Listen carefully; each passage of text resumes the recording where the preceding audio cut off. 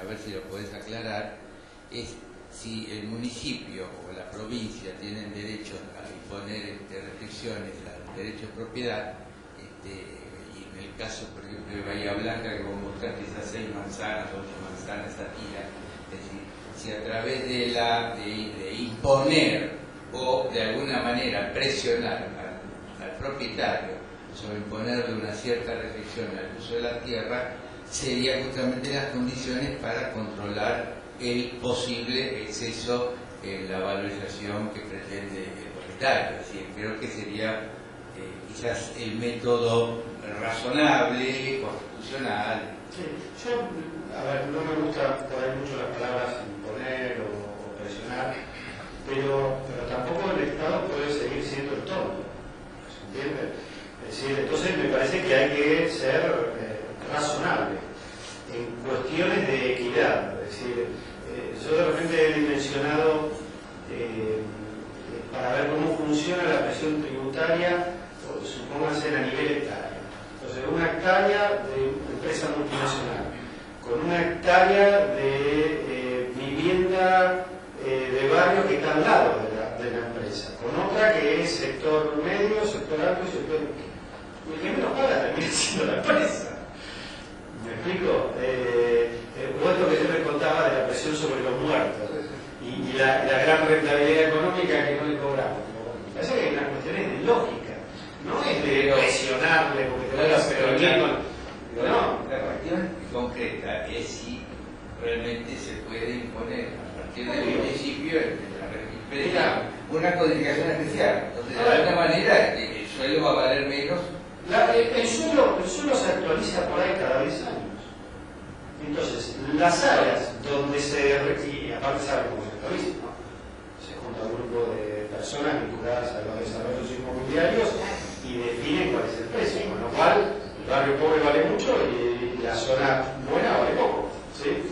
Entonces, digo, pónganle al municipio que diga, bueno, miren, llamen a la UNES y de agua y que diga, nosotros somos muy buenos con el agua, así que le vamos a actualizar el suelo todos los años. Y se te empiezan a poner los patitos en fila. ¿Me explico? Digo, si no, con eso solo decir, bueno, en vez de cada 10 años lo vamos a actualizar, nosotros vamos a mirar que lo que estamos actualizando sea de verdad. De coche a mí me tocó ver en Quequén, pero en la zona linda de Quequén, el valor fiscal, 300 pesos la parcela, estaban a $30.000. Y eso lo encontrás en todos lados. ¿Por qué? Porque es un área nueva, porque claro, cuando fueron a hacer la evaluación no valía nada, todo el valor fiscal, pero vos le decís 300 pesos de valor fiscal, pero que vamos a cobrar el 50% de recargo. No pasa nada. Pues los pobres entonces siguen a los ricos. A mí me pasa, la casa de Mario que compré, ahí en Vista Alegre, impresionante la carga tributaria que tiene. Pero es asimilable a la casa de un terreno de 2000 metros en un barrio parque. Si no tiene proyectos, entonces tenemos que ir a un sistema mejor, más simple, etc. Pero donde vos te ponés a actualizar, ¿sí? Que el Estado demande, porque el Estado tiene que comprar tierra, desarrollarla o asociarse con el propietario, porque necesitamos producir suelo y hacer los completamientos estos. Pero antes de empezar a negociar, clarifica un poquito esto. Veamos si están pagando bien o no. ¿Cuánto vale? Porque el precio que te pasan es el precio de que, vamos a suponer que un 10% menos es lo que vale. Pero por otro precio no lo venden. Y a partir de ahí, tomemos una lógica de cuál es la distancia entre el valor fiscal y el valor del mercado y actuemos en consecuencia. Otra preguntita muy chiquita. ¿Cuánto es la población actual de Bahía Blanca y cuál es el presupuesto, digamos, que se tiene como para la inversión pública, digamos, que no sean sueldos? Sí, a ver, bueno, la segunda pregunta es muy difícil para cualquier municipio. La primera es un poco más de 300.000 habitantes, está creciendo al 1% anual. La segunda tiene que ver con que desde el gobierno de Néstor Kirchner hay un cambio en los tributos municipales y es que las obras nacionales empiezan a ingresar en el presupuesto municipal. Entonces, primera aclaración es que si uno quiere hacer una historia, hay que mirar lo que es exclusivamente municipal, es decir, los tributos propios más los tributos por ley, no las obras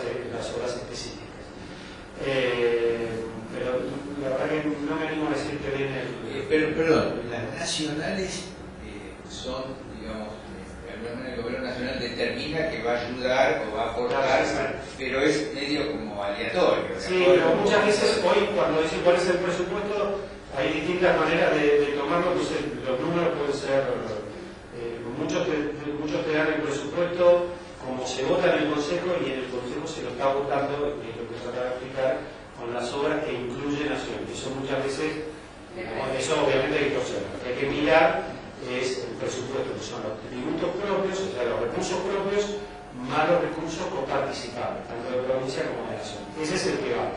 Ahora, dejando de lado sueldo, ¿cómo funciona? También hay diferencias en los municipios, por ejemplo, Mar del Plata tiene educación, que es uno de los pocos en la provincia que tiene educación, quizás como Mar del Plata tiene hospitales muy grandes, bueno, hay que ver un poquito esas cosas. De todas maneras, todos los municipios de la provincia tienen una situación bastante mala respecto de la relación entre gasto fijo y disponibilidad para la inversión. Es decir, mientras los gastos en personal estén por encima del 60, del 70%, y los municipios muchas veces están por encima del 80%, es muy poco lo que podemos hacer. Lo recomendable es que esté 50 y 50, pero estamos muy lejos de eso. Las cuestiones estas del suelo no pueden cambiar mucho eso, si se usan bien. Si no... La verdad que fue, digamos, muy concreto, muy claro, ¿no? La manera en que te centraste en la acción local, ¿no es cierto?, en el protagonismo que debe tener el Estado local en el manejo del suelo. Y de hecho, digamos, tuviste el barrido que hiciste de otras jurisdicciones fue solamente para brindar los marcos, para decir, bueno, el marco normativo está, el marco normativo existe, y en esta última parte hiciste mucho hincapié en la falta de expertise de los cuerpos municipales. Y en ese sentido, la verdad, nosotros en nuestro distrito, que es una región bastante grande, vemos que los municipios tienen todos, digamos, distinta vocación en poder, digamos, generar los recursos necesarios para distintas cuestiones. Desde Mar del Plata, que tal vez tenga una tasa de servicios urbanos más acorde a los servicios que presta, digamos, incluso mejor tal vez evaluada que el mismo catastro provincial, pasando por municipios, por ejemplo, que toman los valores referenciales de los honorarios del Colegio de Arquitectos para poder establecer la tasa de servicios urbanos, ¿no? Una cosa que es casi un disparate, ¿no? Pinamar, por ejemplo, calcula su tasa de servicios urbanos, su ABL, en función del valor referencial del Colegio de Arquitectos. Entonces, si cambian los honorarios, cambia la tasa, 2, 3 veces al año, lo que sea, ¿no es cierto? Pero más allá de eso, que eso, digamos, va a llevar bastante tiempo, que los municipios se animen a codificar algunas actividades, a desarrollar algunos instrumentos que permitan tributar algunas actividades, es el reconocimiento de que hay algunas cuestiones que podrían pagar un tributo, y ese sería un ingreso importante que se podría distribuir de otra manera en obras y en acciones. Queda a las claras que lo que es esencial es la voluntad política, ¿no es cierto? La voluntad y el protagonismo que el que gobierna pueda llevar adelante para poder implementar algunas acciones, porque las normas las tiene. Ahora, en ello, digamos, más allá de la cajita de herramientas que mostraste y todo eso, la participación ciudadana para minimizar, para achicar el pánico en la toma de decisiones. Digo, por ejemplo, y se me ocurre que ciudades como el caso de Mar del Plata, y creo que Bahía Blanca puede ser parecido, ¿no? Densificar, que decía Daniel Caré recién, viste esto de que por ahí hay que densificar las ciudades en lugares que están consolidados, donde tal vez el humor o la predisposición de quienes habitan esa zona de la ciudad puede generar una parálisis en quien tiene que tomar decisiones. La caja de herramientas de la participación ciudadana, ¿cómo lo ves en cuanto a los gobiernos locales? ¿No es cierto? La posibilidad de que los gobiernos locales se valgan de esas herramientas de participación ciudadana para poder llevar adelante esta toma de decisiones. A ver, yo lo veo clave. Sin la participación ciudadana hay mucho miedo. Se genera un miedo al cambio porque vos no contás lo que vas a hacer, y si vos empezás por una reforma tributaria, después sigue pánico, decir, no, que no me toquen nada, ¿no? Por eso experiencias como esa que yo me animé a meter, aunque me fui un poquito al costado, lo del presupuesto participativo, porque la verdad que clarifica marca mucho lo que va transformando la ciudad. Donde la gente decide, pero donde hay un eje claro. Si el Estado dice, a ver, o es espacio público, o es equipamiento deportivo, después que la gente tenga como prioridad dónde va. Y después sobre las otras prioridades que no se cumplieron voy terminando yo. ¿Sí? Entonces, me parece que esas cosas animan muchísimo los encuentros. Ahora, la participación va a ser siempre de demanda, nunca le van a pedir que aumenten los impuestos. ¿Se entiende? Entonces ahí también, bueno, ahora les voy a dar un ejemplo, pero ahí también hay una decisión política que tiene que ser muy firme para tomar algunas decisiones que tienen mucho costo político. Yo le conté, puede sonar muy lindo, pero hay que tomar la decisión. Cristina lo decía muy bien. ¿Cómo hacemos para llegar a los decisores políticos? ¿Sí? Es todo un tema. Y hay dos situaciones. Intento llegarles, pero si no les llego, ¿qué tengo que hacer? Convertirme yo en un decisor político. Es bien fácil. Yo fui el único arquitecto de mi gestión que estaba en toda la legislatura.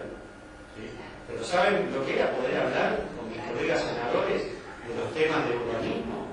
Y me llamaban porque uno va dialogando. Y entonces los senadores oficialistas, los no tan oficialistas, pero que eran kirchneristas, los de otra bancada. Che, José, a ver, contame esto. ¿Y qué pasa con esto otro? Y uno va con sus proyectos. Muchos de mis proyectos no salieron, pero que le ablandaron el camino a la ley de hábitat, y les cuento.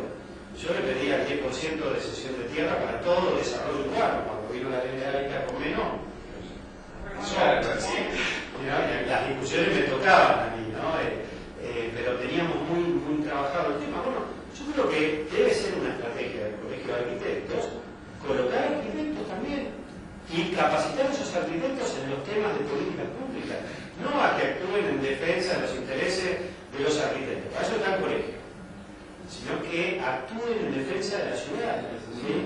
Entonces, pero a ver, el campo, cuando pasó la crisis del campo, ¿qué es lo que hizo los sectores del campo? Empezaron a meter diputados, ¿sí? por cuáles eran los lugares mejores, pero para que piensen de esa manera. Nosotros, por ejemplo, en el Senado, una cosa que veíamos, más allá de la participación política de cada uno, era cómo razonábamos lo que veníamos de experiencias en el Ejecutivo a lo que veníamos de hacer.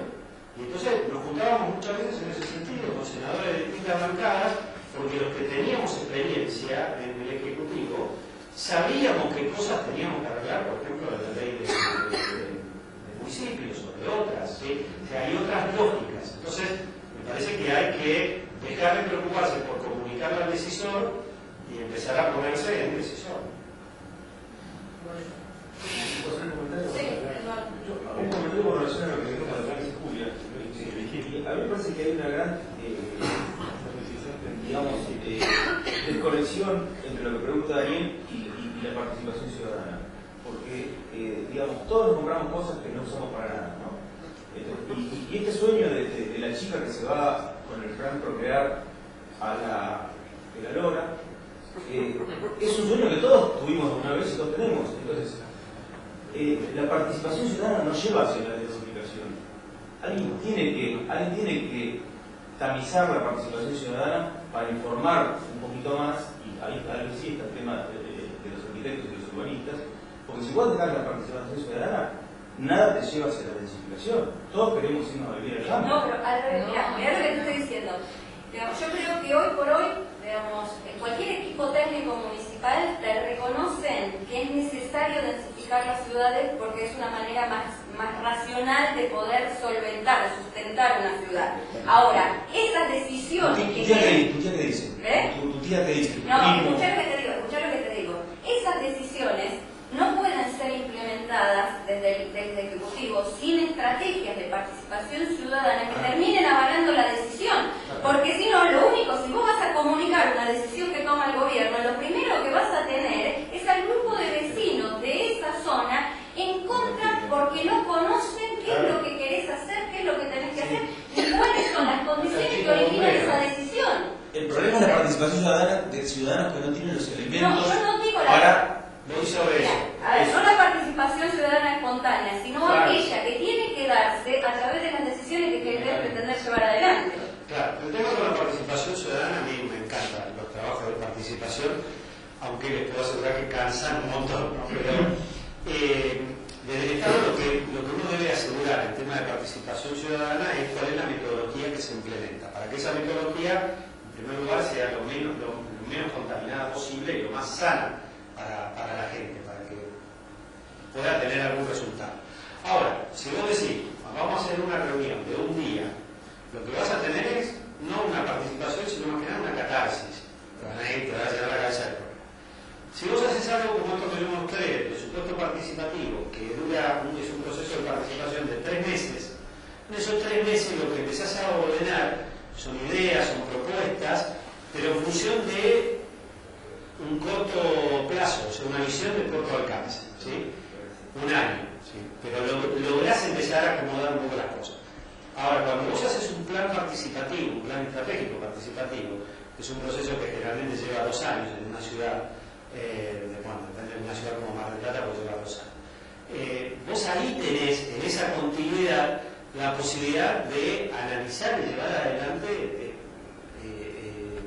cuestiones más profundas. Entonces ahí sí uno puede empezar a decir, bueno, la participación ciudadana tiene una lógica consistente con el largo plazo, ¿sí?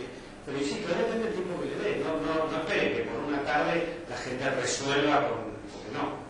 Pero toda comunidad es, si se organiza bien la metodología, toda comunidad puede tener esa reflexión, porque el ser humano tiene esa capacidad. Mira, yo por si no sale grabado, ¿no? No, que me parece que digamos, el éxito de cualquier actividad o de muchas actividades tiene que ver con el consenso, obviamente. Y en ese sentido la participación ciudadana es fundamental.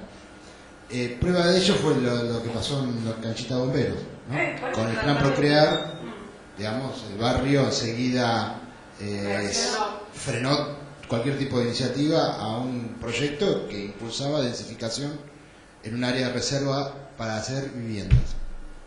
Lo que me parece que va a estar, como siempre, en una lucha, en los procesos de densificación son, digamos, las estructuras consolidadas de comportamientos o de derechos adquiridos, que tienen que ver, digamos, que los mejores sectores de la ciudad son los sectores consolidados.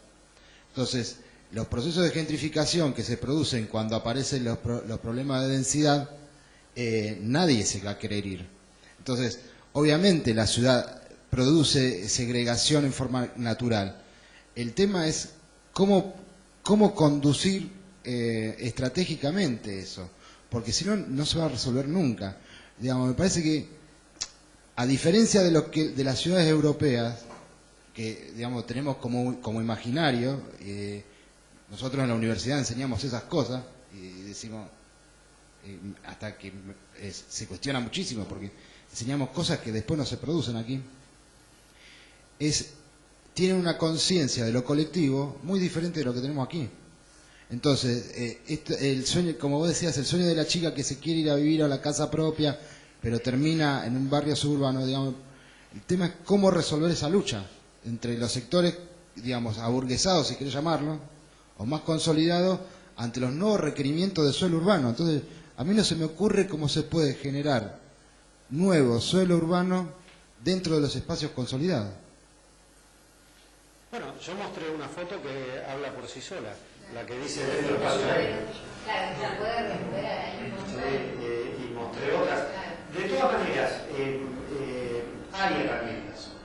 Me parece que lo que nos falta, y por eso es bueno que desde las universidades, los centros de estudios, el colegio profesional, vayamos discutiendo. Yo les estoy contando cosas que me costó mucho aprenderlas.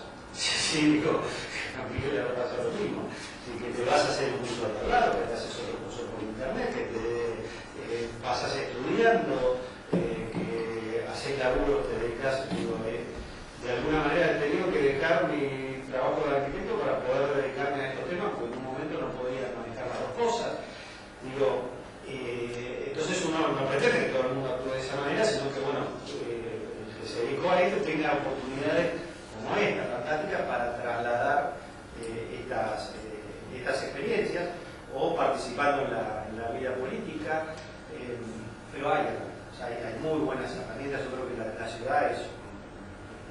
cantidad de oportunidades, pero también es de conflictos. Hay conflictos que hay que darlos y hay conflictos que no vale la pena. ¿Por qué? Porque tenés 4 años de gobierno, nada más. En 4 años tenés que resolver. Entonces, muchas veces que un gobierno elija pelearse por una cachita, no, porque son batallas perdidas, porque perdiste un montón de tiempo. Pelearte por el que está reteniendo 4 hectáreas de suelo, pelearte por el suelo industrial que tenés que renovar, pelearte por las cosas que vale la pena pelear, ¿no? Y definamos, como bien decís, ¿no? Participativamente una idea de ciudad. Porque a mí lo que te mata en un gobierno es que vos al principio arrancás bien, pero después la coyuntura es como el viento en contra, ¿no? Te empieza a sacar y donde te sacó de eje vas a parar a cualquier lado. Entonces, lo fundamental es tener muy claro lo que querés para resistir esos cambios de timón que te genera el contexto. Ir, digamos, podés ir cambiando los proyectos, los actores, etcétera, pero si se trazó un objetivo con la comunidad, es decir, bueno, este es el objetivo que quiero lograr. Héctor. Sí, no, yo quería hacer una anotación, me parece que puede ser interesante de reflexionar.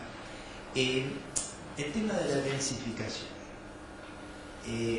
Creo que es una imagen que no es del todo feliz. Es decir, cuando decimos si la ciudad no crece hay que densificar, estamos pensando en la siguiente imagen, que la ciudad es compacta totalmente y por lo tanto si no se expande tiene que crecer con edificios en altura. Eso no es así. Es decir, yo creo que hay que reemplazar el concepto de densificar por expansión hacia adentro de la ciudad. ¿Qué quiere decir esto? La ciudad no está compacta, porque la ciudad de Madrid no es compacta, la ciudad tiene un montón de espacios urbanos sin ocupar y algunos con infraestructura de servicios urbanos en su orden. De manera que lo que hay que hacer es ocupar esos espacios primero. Y dentro de unos años, cuando estén ocupados esos espacios, recién pensar en la densificación. O por ahí poder pensar algunos sectores que pueden densificar. Pero no es automático decir que vos, porque producís un límite en la expansión urbana, tenés que densificar. No, densificar, yo en vez de densificación diría expansión hacia dentro de la ciudad. Y te digo más, cada ciudad tiene realidades distintas. Entonces vos por ahí vas a tener el completamiento de vacíos, la política en otro lado de densificación, y en otro lado cómo frenar la sobredensificación. Esa es otra cosa. Hay herramientas que a veces son fáciles, por ejemplo, en lugares donde vos tenés una muy alta demanda del mercado, entonces tenés problemas de sobredensificación. ¿Qué podemos hacer desde el municipio? Fácil. Ponerle un límite a la autorización de metros cuadrados por año. Sí, bueno, históricamente, ¿cuánto viene? ¿Qué sé yo? 10.000 por año y el otro año se nos va 20.000 y el otro 30.000. Proyecto 40.000 para no, listo, autorizo 10.000. Se acabó. Y hace como hace así. ¿Cómo los largos? Los largos son subasta pública. Esa autorización. Y empezás a armar mercados. Ahí es donde yo digo, si uno tuviera un banco que trabaja en estas cosas, ¿cómo se recuperó el centro histórico de México? Por cada metro cuadrado, a valor de metro cuadrado que se autorizaba en la periferia, había que comprar un metro cuadrado de restauración del centro de México en el banco. Y con la expansión de la periferia, es decir, una forma de transferencia de pluralidad de la periferia al centro, rescataron el centro. Una vez que vos, hay unos trabajos muy buenos sobre estos temas, sobre todo acá arriba con el ecuatoriano, donde una vez que el Estado logra la recuperación de esas áreas, después el mercado solito te lleva a la inercia, tenés que hacer el primer esfuerzo. Entonces, la verdad que hay unas herramientas interesantísimas para controlar todo esto. Miguel. Sí, coincido con lo que decía Héctor, ¿no? Que es todo progresivo y hay muchísimo para completar antes de densificar y generar ese cambio tan abrupto que puede asustar a la gente.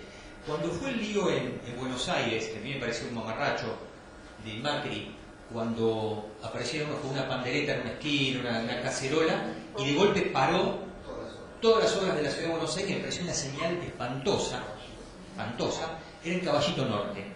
Entonces, en aquel momento justo coincidió con una comida de una de las cámaras, que era ahí en el Hotel Alvear, y yo me reputé con 20. Por ese tema, yo tenía una postura, sí. Yo tenía una postura y había un consenso legítimo, ¿no? Entonces, aproveché y me fui a meter a los grupos de caceroleros y pandereteros de distintos barrios de Buenos Aires y a lugares donde había mucha edificación y no se había producido. Y la conclusión no saqué ninguna, pero lo que sí, como observación, descubrí que había lugares donde prácticamente lo que venía, lo que era teóricamente la torre, era un hecho puntual, muy chiquitito, que simplemente le quitaba o sea, le quitaba el sol a uno, o el tipo porque lo envidiaba o porque tenía bronca, porque el otro día le estacionó mal el auto, lo quería perjudicar.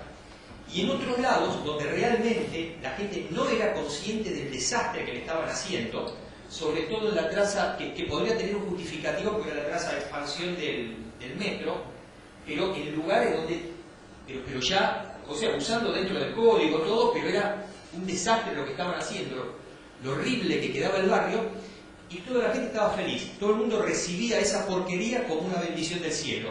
Entonces creo que hay una cuestión muy puntual, hay que hacer una lectura muy puntual de cuáles son los conflictos que puede haber en ese vecindario, o sea, el mapa de actores y factores, y aparte la expectativa con respecto a la evolución que tiene el barrio, porque en los lugares donde estaba realmente haciéndose un desastre la gente estaba aplaudiendo, y donde realmente no jodían a nadie, que era Caballito Norte, se armó un conflicto que produjo esa sobreactuación del gobierno de la ciudad.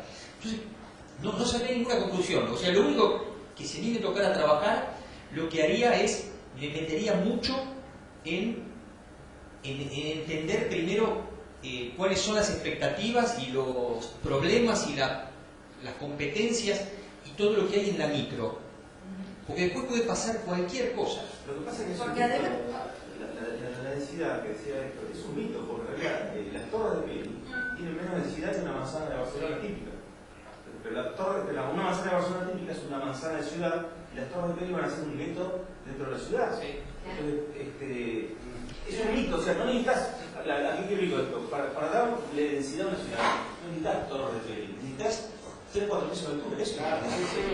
Con 3-4 pisos de altura tenés 800 habitantes por hectárea. Y eso es ciudad. Y si tenés en planta baja, encima tenés comercio, que hoy la reglamentación te dice que la planta baja tiene que ser libre para que alguien vea algo que va a pasar en el fondo que no sé qué carajo es.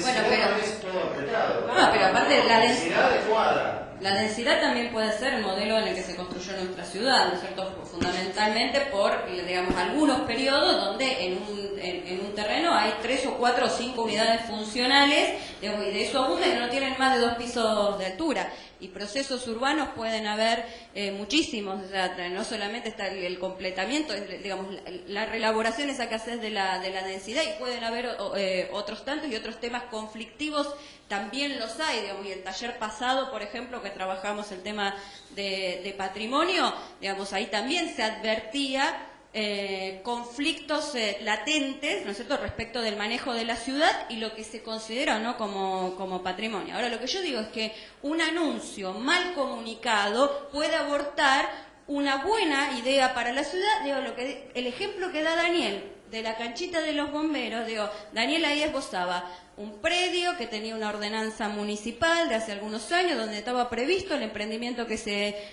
iba a llevar adelante, que se comunica mal y se maneja, se administra mal desde el Estado, porque en vez de exponer todas las posibilidades para llevar adelante un barrio de esas características que había en la ciudad y por qué esa era la mejor decisión, termina con vecinos enfrentados, con una guerra o un conflicto social entre quienes no quieren tener ese barrio en su zona y quienes les dicen: a mí me están cercenando la posibilidad de vivir enfrente al mar. Y encima en este momento estamos tratando en la legislatura provincial la expropiación de tierras adyacentes al Museo de Arte Contemporáneo para que que la plaza exista, ¿no es cierto? Entonces, todo es un proceso disparatado y no discutimos qué vamos a hacer con esas dos manzanas. Digo, un buen anuncio, o sea, un mal anuncio puede abortar una buena idea. Y esa es la falta de participación que hace falta. Sí, yo digo una cosita más y termino. Porque hay un tema que no ha salido la pregunta, lo ha dicho Miguel. Aún resolviendo La Plata, digo, para resolver esa ciudad que yo les mostraba que uno quisiera resolver, que uno dice, bueno, yo quiero ser gobierno para resolver no solo ese sector, toda la ciudad que tiene esas características. Aún teniendo La Plata, lo dice Julia, aún teniendo la decisión política, aún superando los conflictos de interés, es decir, con la participación, ¿saben cuál es el cuello de botella? No tenemos la capacidad de trabajo. Porque ya no existen las empresas para absorber tanto trabajo ni la capacidad de mano de obra para hacerlo. Entonces, ese es el principal cuello de botella. Por lo tanto, hay que ajustar muy bien todo ese trabajo que hay que hacer con dar empleo, capacitar a la gente en esos labores, pero en eso somos fantásticos nosotros. Digo, porque no es cuestión de ir a arreglar casa por casa, es cuestión de agarrar un barrio entero y que todos tengan disyuntor y que los cables no estén colgando sino en cañería. Y que el alumbrado, digo, las cosas que sabemos hacer más básicas, ¿no? Pero no de a uno, sino de a varios enteros. Para eso hay que formar gente, hay que capacitarla, hay que brindarle las herramientas. Ese es el principal cuello de botella que yo veo. Por ahí hay que dimensionar. ¿Sí? Después, el resto me parece que se consigue. Sos más optimista. Soy mensajista, crónico. Bueno, muchas gracias. Bueno.